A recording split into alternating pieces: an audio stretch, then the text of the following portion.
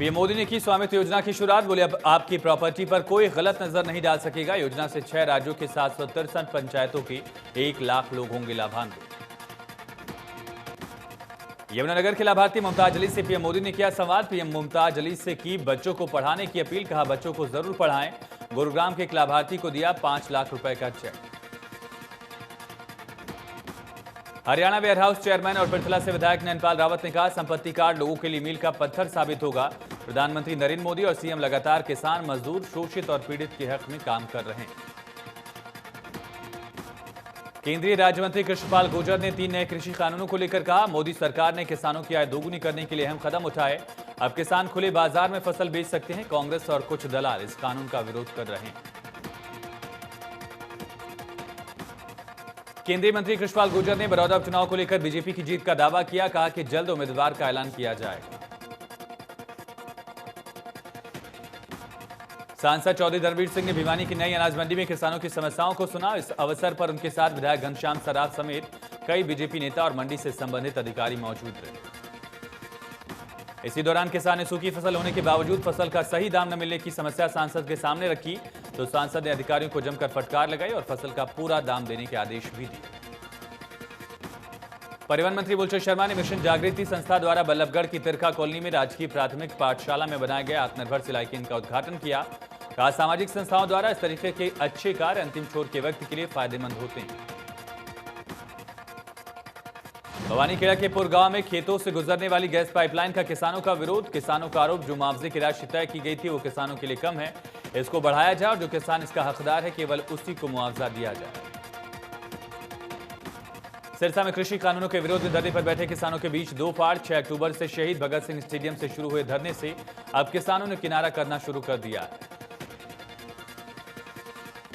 कैथल के सरकारी डिपो से अनाज सप्लाई के नाम पर बड़ा गड़बड़झाला। खाद्य आपूर्ति विभाग भंडारण से कर्मचारियों ने उठाया 75 क्विंटल गेहूं बाहर के लोगों को बेचा। एसडीएम ने 145 कट्टे गेहूं प्राइवेट मिल में उतारते हुए पकड़ा। ग्रेटर फरीदाबाद के सेक्टर 74 में डंपिंग यार्ड बनाए जाने और 26 गांव को नगर निगम में शामिल के विरोध में महापंचायत। लोगों ने डंपिंग यार्ड बनाए जाने के खिलाफ की नारेबाजी। प्रशासन से फैसला वापस लेने की मांग। रोहतक में सीएम फ्लाइंग की बड़ी कार्रवाई। घिड़ौल कला गांव में ढाबे से 50,000 लीटर स्प्रिट बरामद। नकली शराब बनाने के लिए राजस्थान, यूपी समेत कई राज्यों में होनी थी सप्लाई। 7 लोग हिरासत में।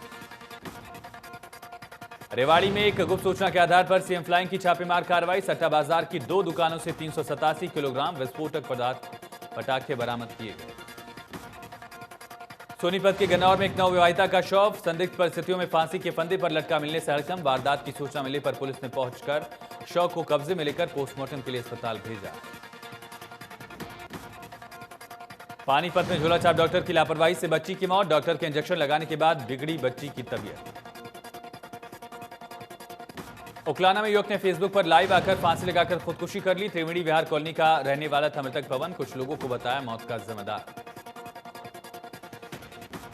देश में 24 घंटे में कोरोना के 74,450 नए केस। 921 की मौत। कोरोना का आंकड़ा 70 लाख के पार। एक्टिव केस 8,67,000 से ज्यादा।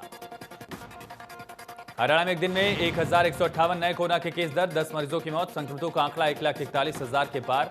कोरोना से अब तक 1572 की मौत। नूंह जिले में एक दिन में कोरोना के 8 नए केस मिले, जिसके बाद जिले में कोरोना मरीजों की संख्या 1,169 तक पहुंची। सिरसा जिले में कोरोना के 49 नए मरीज आए सामने। लगातार बढ़ रहा कोरोना का कहर। कोरोना संकट के बीच फरीदाबाद में राष्ट्रीय महिला जागृति मंच की तरफ से छोटे बच्चों के बीच कोरोना वायरस से बचने के लिए ड्राइंग कंपटीशन कराया गया।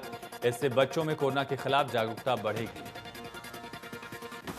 हाथरस में दलित लड़की की गैंगरेप के बाद हत्या मामले में सीबीआई ने केस दर्ज किया। सीबीआई ने मामले में अपनी जांच पड़ताल शुरू कर दी। राहुल ने इशारों में यूपी सरकार पर ट्वीट कर हमला बोला। कहा कि कुछ लोग दलित, आदिवासी और मुसलमानों को इंसान नहीं समझते, ये बहुत शर्मनाक है।